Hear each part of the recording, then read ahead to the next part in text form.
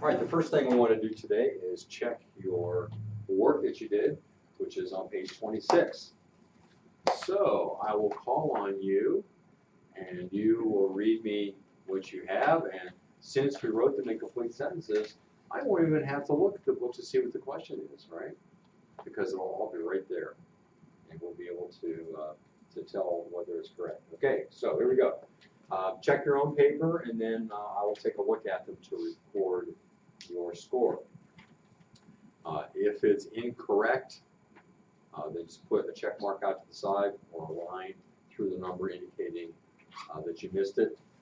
If I tell you that that's not a sentence, or if you notice that you did not write a sentence, put an NS out to the side of that one. And if you have very many of those, we all have a penalty. Okay, here we go. Number one. Let's see. Why don't we start with Mia? The Greeks called the fertile region between the Tigris and Euphrates rivers Mesopotamia. That is correct, and a very well written sentence. You agree? Mm-hmm. Did most of you have something like that? I hope. Okay, great. Number two, Zach? The name of the writing the Sumerians used is cuneiform. Right, cuneiform. Some people say cuneiform. I've heard it different ways, but that is correct as well. Any question? All right, do number three for us, Stephen. Sargon established the first known empire, and he named the capital city Akkad. Right, good. So there are two answers there, so there are 2 points. One for getting Sargon in there, another for Akkad. Any questions? All right, number four. Griff. The Amorites centered around the city of Babylon.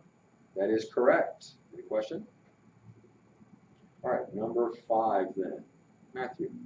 Astronomy and astrology are different because astronomy is just the study of stars, while astrology is the study of how stars can interpret human events and destiny. Okay, that's very well put. Any question about your answer? And since we're talking about 2 things there, astronomy and astrology, you had to kind of combine them both. We'll count that as 2 points as well. So there are 7 points altogether. All right, so add up how many points you missed, did, and put it at the top. And I will come around and look at them so I can record your score.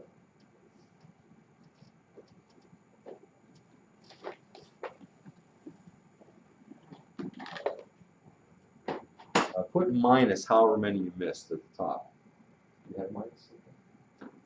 That's what I'm looking for. There, I like that.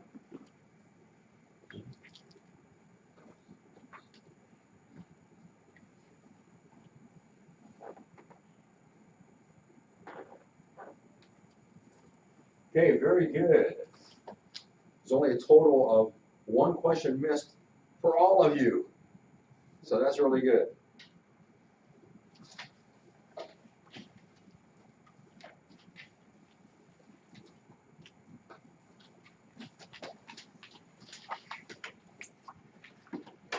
While I'm writing down your scores, take a look at the map up here.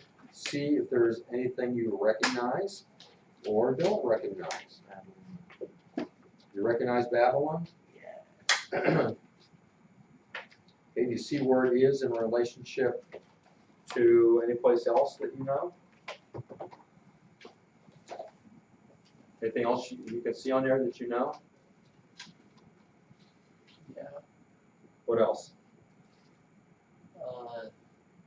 Crete, or Zaphor. All the way over here is Crete. Okay. And Cyprus. Okay. Cyprus. It's another island. Matthew, what else do you see? Nineveh. All right. What do you know about Nineveh? Let's better get my pointer here. Nineveh is right there. What do you know about Nineveh? Like how it was mentioned in the Bible. Yes, mentioned in the Bible. What prophet is mentioned in relationship to Nineveh?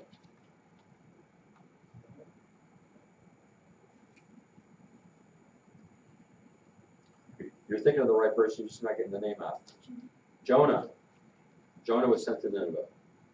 All right, any place else you recognize on here? Matthew? Sinai. The Sinai down here. Damascus. Damascus, right there.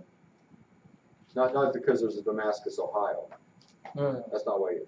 Yeah. That's not why you recognize it, is it? No. You've actually heard of that Damascus? In the Bible. Okay, that's in the Bible, all right.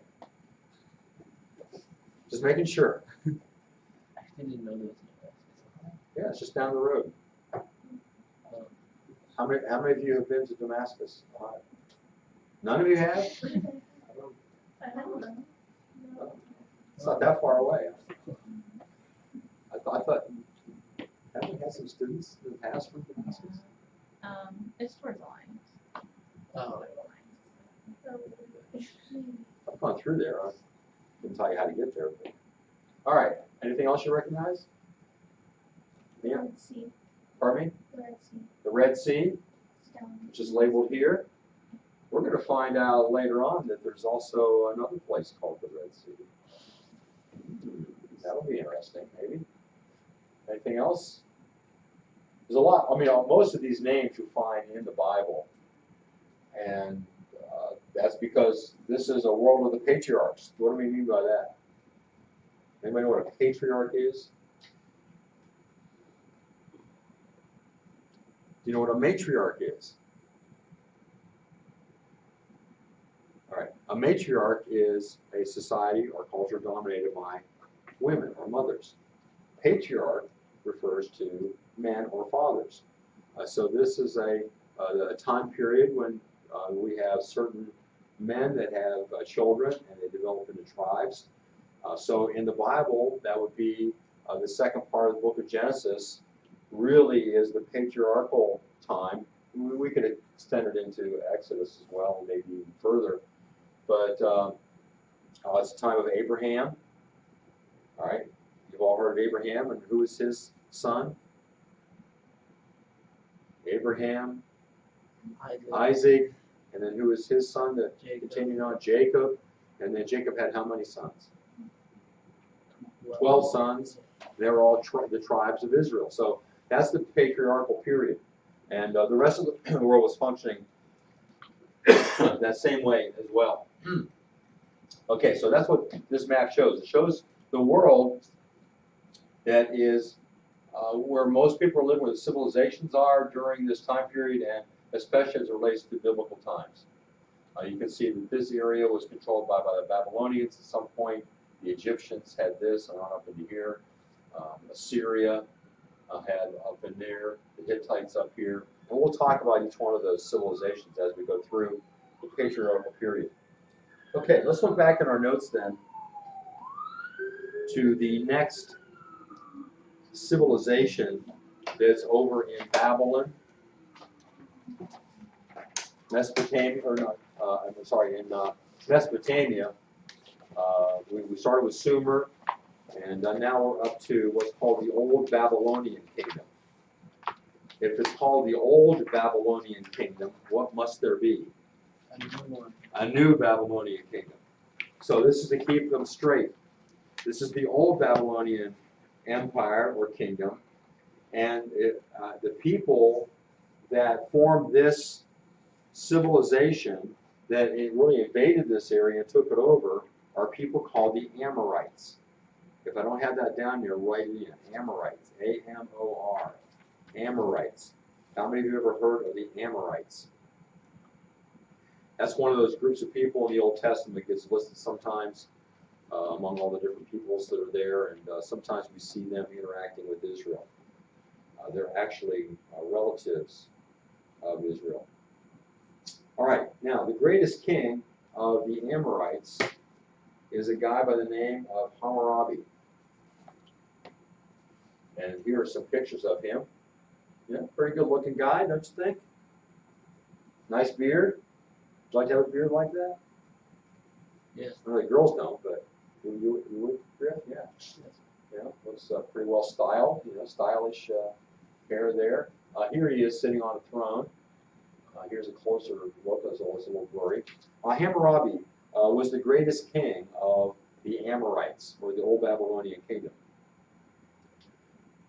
And he is famous for writing a law code. A law code. And I think there's a selection of that in your textbook that you can read. It is similar in some ways to the Mosaic law that God gave Moses, and some big differences as well. During the Old Babylonian kingdom, there was a language that became the common language throughout that part of the world, and it's called Akkadian. I think I have that on there, don't I? Do I not? Akkadian? No, you have to put it in. Akkadian. Akkadian. Oh, there it is on the next slide. Akkadian. The religion of the Amorites, Babylonians, as that they could be called here, centered around the worship of Marduk. He's the god of Babylon, and he became the king of the gods, of all the gods that were worshipped. Marduk. But mostly it's a continuation of what we saw among the Sumerians.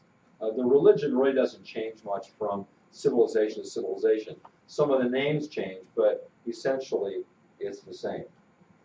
Now, you read about a story of creation that has been discovered, which is called the Epic of Gilgamesh. And so we have that addition to our understanding of the ancient world, and we see a lot of similarities in the Epic of Gilgamesh to what we find recorded in the book of Genesis.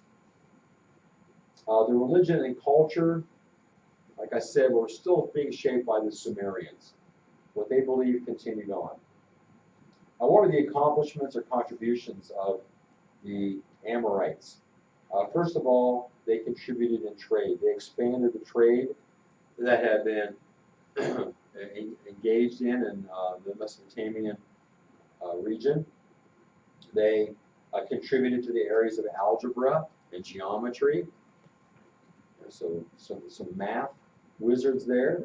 They contributed advancements in there, and also in astronomy and astrology. You know, these are things that had been going on, but they furthered the studies in those areas.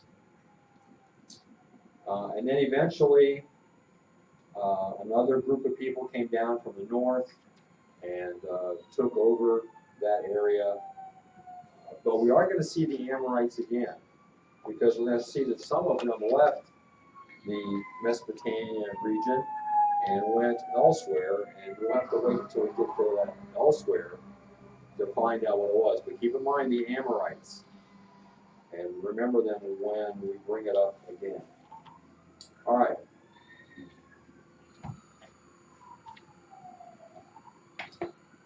We are now to the point where we can take a quiz over the information that we have accumulated so far, and that will be tomorrow. Oh, you thought I was going to do it today? No, tomorrow. Not a pop quiz. This will be one you can study for and know that a quiz is coming. And it's going to be from creation up through the Amorites. So, primarily, look at your notes, learn the people and the different facts that we've learned about these different peoples from creation up through the Amorites. It'll be a quiz, so it won't be real long. And we'll take that tomorrow before we proceed further in this chapter. All right, now the rest of the time that we have, I will allow you to either study on your own, or if you want to ask questions to one another. I find that seems to work pretty good for studying for quizzes and tests. So you can do either one. If you want to study on your own, okay. If you want to ask questions in pairs, then that's okay too.